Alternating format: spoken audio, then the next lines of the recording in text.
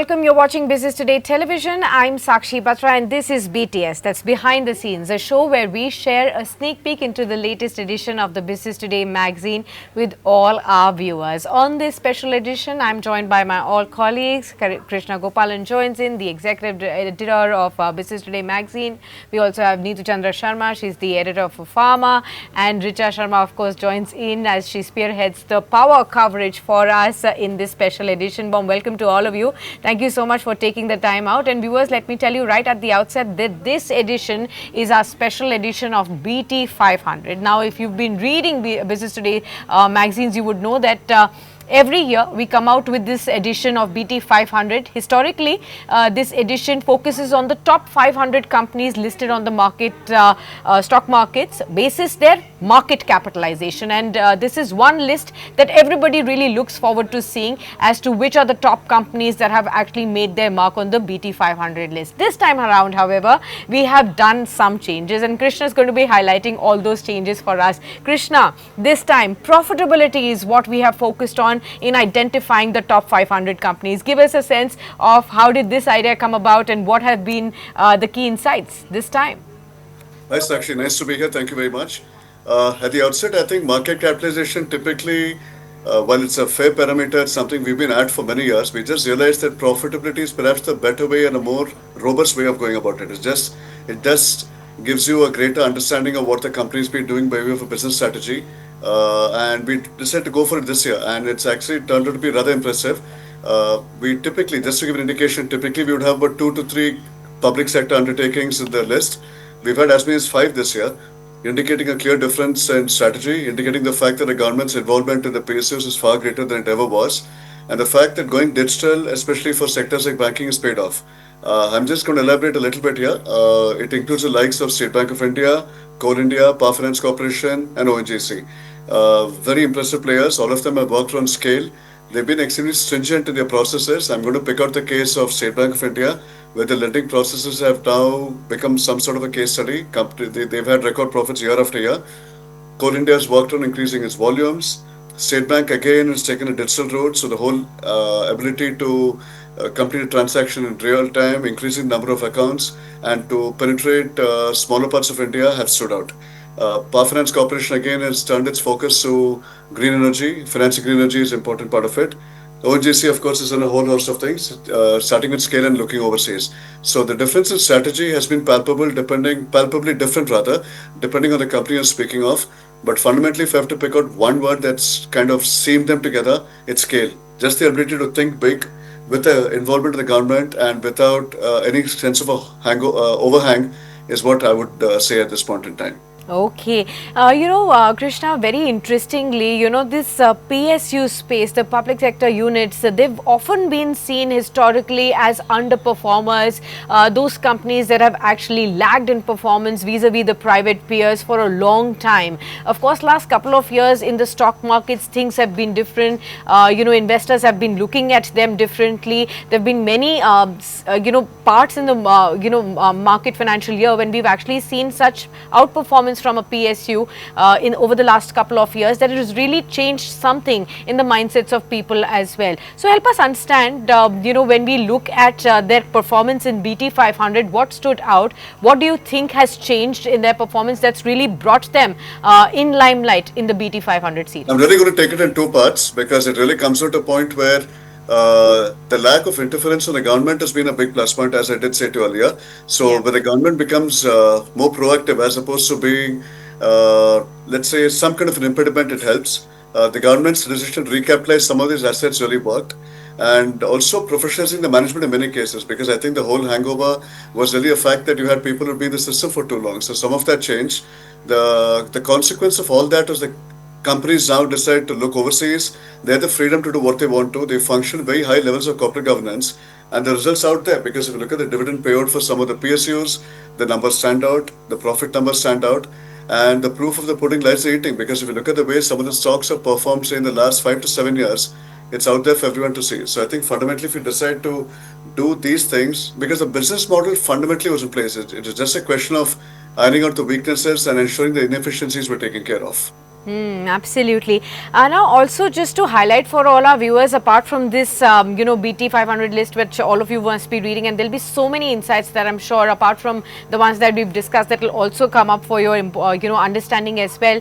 There's also this very big ticket exclusive that we are looking forward to in the edition as well, and that's with K. Kritivasan, the MD and CEO of TCS, and the big talking point has been, as far as artificial intelligence is concerned, the biggest buzzword that all of us have been looking forward to, and what are the big plans there that TCS has when it comes to looking at the AI boom, at least for now. So that, Krishna, of course, we'll be looking forward to understanding what exactly has come in into that exclusive. So thanks a lot for that as well. Coming forward to now Neetu, we do see in this BT500 list, two of the sectors that have actually stood out in terms of profitability is the other two sectors that you both have covered. Pharma for you, Neetu, and power for Richa. So let's start off by understanding what's really happening here. So Neetu, pharma and healthcare, they've actually emerged as the most profitable sector for FY25. What are the main drivers behind this?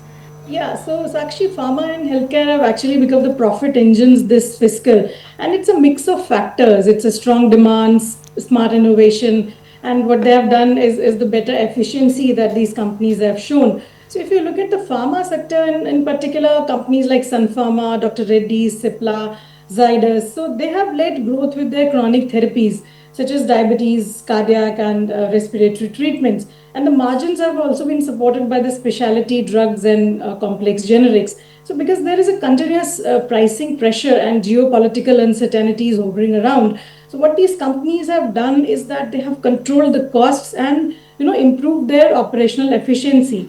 So that is why profits are rising faster than the revenues. And as far as the healthcare side is concerned, the hospital chains like Apollo and Max Healthcare, they have benefited from higher occupancy rates. And they have added specialty procedures in their bucket. And that's why they have added new therapies as well. They're also expanding into tier 2, tier 3 cities, which is also rising the demand. And there are other factors as well, which is like rising insurance coverage with like increased health awareness. This has also supported the demand. And together, these factors, this is what explains that why IT and consumer sectors, they struggle, but pharma and healthcare stood as the most profitable sectors in FY25. And these were the key demands for the investor confidence as we go forward. Absolutely. Coming to Richa now. Richa, it's all about power. Remember last year, power was seen as one of the most outperforming sectors as well when it comes to the PSU outperformers within the stock markets too. We have been seeing consistent surge in the demand for power as well, and all across the year. Do help us understand what have been the key factors that have driven the most profitable growth in the power space as well thus far. What makes it truly the fifth most profitable sector this time in the list? Thank you, Sakshi. Power sector, as you know, it is linked to every sector in the economy. So power is the main driver for every Yeah. sector. And let me put some numbers. What we have, what is the projected is that 50%, rise in power demand by 2031-32 for India. So what we see right now, 50% in next, whatever, 8-9 years. And the capex allocation specifically for the power sector is likely to be 5 lakh crore from present 3 lakh crore. So that exactly shows the demand and capex happening. And that is why the power companies are bracing for it. They know that there is a demand, there's an investment happening. And what is driving is primarily the rising power demand, as India is focusing to become a developed nation by 2047, and there are certain stepping stones. So that means that there will be a rise in demand for the power. Again, there's a lot of infrastructure modernization for the power sector, which is happening, especially for the transmission sector, because we've seen historically there's been a lot of power loss due to our old transmission sector. So several power companies, even state utilities, are investing in the modern infrastructure for the power transmission. Then a big revolution which is happening is in the renewable sector. All companies, whether they are into thermal, pure thermal, or in the hybrid, renewable, they all are investing big time in renewable. We have seen recently at the Reliance AGM, they said that they are setting the world's largest solar power plant, or a solar park in India to be like 5 times the size of Singapore. So you can see what kind of investment is happening. Some of the top five profitable companies, whether it was NTPC, Power Grid, Adani, Lines, and Tata, they're all investing. NTPC is also going big in the renewable sector. Adani has allocated something for next 5 years, around 1 lakh crore rupees. So everybody has realized that there is a demand, and they are focusing on investment. Also, the government policies are now supporting. There has been policy support for renewable. We have seen some kind of incentives that are being given. Government is also supporting thermal, keeping in mind the intermittent issues with the renewable. So on both sides, we are working to balance it out, whether it is thermal or renewable, and newer technologies that are being adopted. So that is the reason which is driving the power sector Right. companies to profitability. All right. Okay. Thank you so much, then, Richa, Neetu, and Krishna, for sharing all those wonderful insights from this edition. For all the viewers, I'm sure this is one edition that you would want to keep for yourself, because it gives you so much insight from various sectors, segments of the economy, and the outlook as well. So do go out there. The edition has already hit the stands. Grab your copies there, and I'm sure you will definitely benefit from this. Thank you so much, everybody, for being with us on the program. But do stay tuned on to Business Today Television, as the coverage on markets, business and finance covers on the other side. If you like the video, do like, comment, share and subscribe.